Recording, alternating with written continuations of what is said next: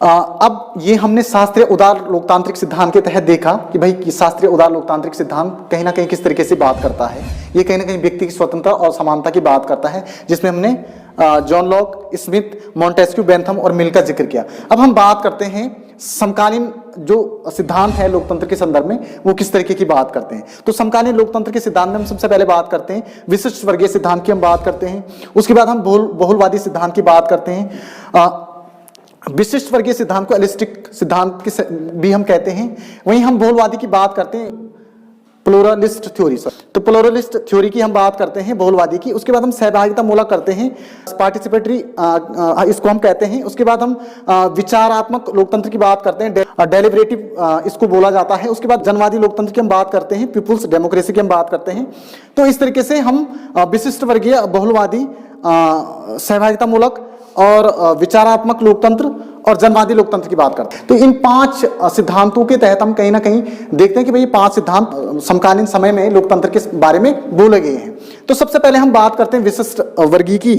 तो विशिष्ट वर्गीय सिद्धांत में हम सबसे पहले जिक्र करते हैं अल्फ्रेड प्लेटो का। उसके बाद हम जिक्र करते हैं गिटानो मोस्का का, रॉबर्ट मिचेल्स का, कार्ल मैनहाइम का, शुम्पीटर का, रोमेन ओरो का हम जिक्र करते हैं, जोवानी सार्टोरी का हम जिक्र करते हैं। उसके बाद जो विशिष्ट वर्गीय सिद्धांत के आलोचक हैं उसमें हम जिक्र करते हैं सीबी मैकफर्सन का। उसके बाद नेक्स्ट हम बात करते हैं बहुलवादी सिद्धांत का। तो बहुलवादी सिद्धांत में हम एफ ए वेंटली, यानी आर्थर वेंटली भी हम इनको कहते हैं, एफ ए वेंटली, रॉबर्ट डहेल का हम जिक्र करते हैं। साथ ही साथ सहभागिता मूलक जो लोकतंत्र का सिद्धांत है उसमें पोलेंजी का हम जिक्र करते हैं, जे रूसो का हम जिक्र करते हैं। उसके बाद जो विचारात्मक लोकतंत्र का सिद्धांत है उसके तहत हम जेएस कोहेन का हम जिक्र करते हैं, जे राजर्स का हम जिक्र करते हैं, जॉन रॉल्स का जिक्र करते हैं, यूगेन हेबरमास का हम जिक्र करते हैं। उसके बाद जनवादी लोकतंत्र के सिद्धांत में इस तरीके के विचार हमें स्पेसिफिक नहीं दिखाई देते हैं, क्योंकि जनवादी जो सिद्धांत है वो कहीं ना कहीं मार्क्सवाद का ही एक सिमिलर रूप है। मार्क्सवादियों ने ही जनवादी सिद्धांत का समर्थन किया है, मार्क्सवाद या साम्यवाद, तो वहीं से ये जनवादी सिद्धांत का कंसेप्ट आया है। अब इसको थोड़ा सा समझ लीजिए कि विशिष्ट वर्गीय सिद्धांत क्या है। तो विशिष्ट वर्गीय सिद्धांत क्या है, इसका कंसेप्ट आप समझ लीजिए। विशिष्ट वर्गीय सिद्धांत की जो शुरुआत है अल्फ्रेड प्लेटो और गिटानो मोस्का, जो इटली के जो विचारक हैं, इनसे हमें देखने को मिलती है। विशिष्ट वर्गीय सिद्धांत के जो विचारक हैं वो इस प्रकार की बात करते हैं कि चाहे कोई भी तंत्र क्यों ना हो, लेकिन किसी भी शासन व्यवस्था में जो शासन की सत्ता है वो मुट्ठी भर लोगों के हाथ में ही होती है। क्योंकि विशिष्ट वर्ग किस तरीके की बात करता है, एलिटता की बात करता है। एलिट का मतलब क्या है, जो बुजुर्ग हैं वही शासन करते हैं।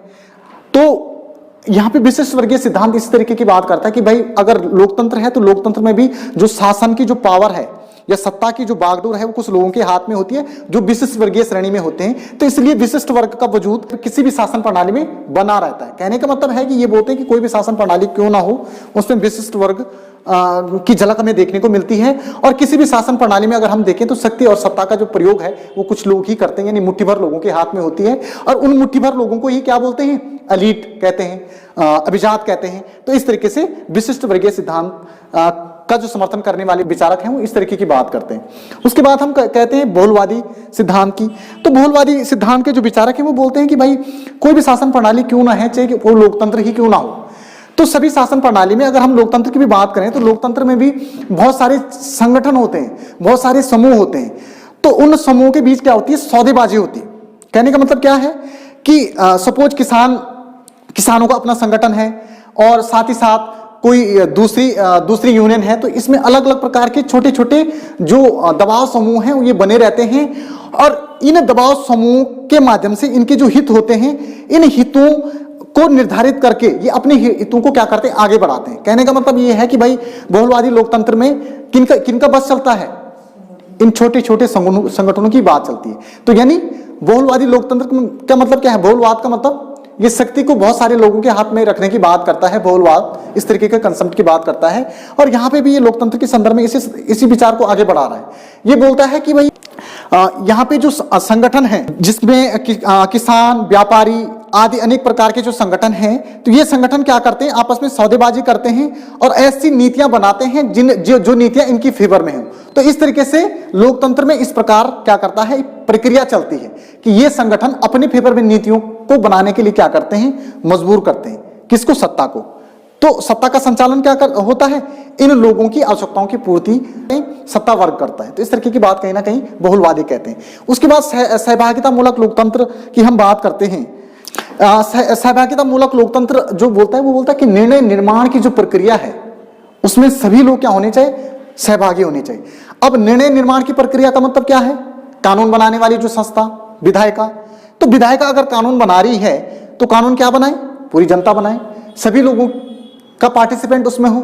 इस तरीके की बात सहभागिता मूलक लोकतंत्र के विचारक करते हैं।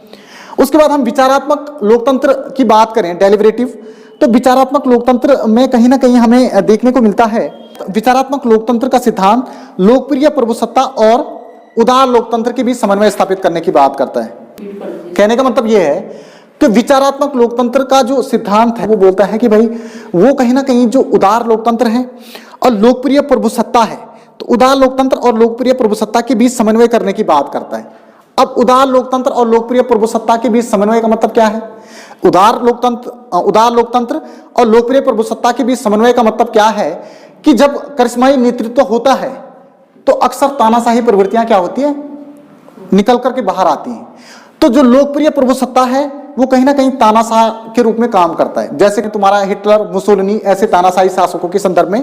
तो उस समय जो लोकप्रिय प्रभुसत्ता है यानी पावर में जो बंदा बैठा है उसकी लोकप्रियता के आधार पर वो पावर में बैठा है, सत्ता में बैठा है, तो सत्ता में वो ज्यादा भ्रष्ट ना हो, उसका शासन करने का तरीका निरंकुशवाद में कन्वर्ट ना हो, इसलिए उदार लोकतंत्र के साथ उसको कोलैब करना चाहिए, यानी जनता की स्वतंत्रता और उसकी वो लोकप्रियता का समन्वय होना चाहिए। तो इस प्रकार की बात करते हैं विचारात्मक लोकतंत्र के सिद्धांत। उसके बाद हम जनवादी लोकतंत्र की बात करते हैं। तो जनवादी लोकतंत्र में बोलते हैं कि सरकार, समाज में जितने भी संगठन हैं, चाहे वो किसान यूनियन हो, चाहे पूंजीवादी यूनियन हो, सभी यूनियन ही शासन सत्ता का संचालन करे, क्योंकि जनवादी लोकतंत्र का जो कंसेप्ट है वो मार्क्सवाद से आता है और मार्क्सवाद कहीं ना कहीं सर्वहारा वर्ग के अधिनायकवाद को स्थापित करने की बात करता है। तो सर्वहारा वर्ग के अधिनायकवाद को स्थापित करने की बात का मतलब क्या है कि शासन सत्ता, मार्क्सवादी कहते हैं कि शासन सत्ता सभी लोगों में होनी चाहिए, किसी विशेष वर्ग को नहीं होनी चाहिए। यानी विशेष अधिकारों की जो बात है वो विशेष अधिकारों को वो सभी लोगों में समान रूप से बांटने की बात करते हैं। जो जनवादी लोकतंत्र के जो विचारक हैं वो कहीं ना कहीं इस प्रकार की बात करते हैं कि भाई शासन सत्ता कोई भी यूनियन हो सभी मिल बांट करके चलाएं। तो इस तरीके की बात ये करते हैं।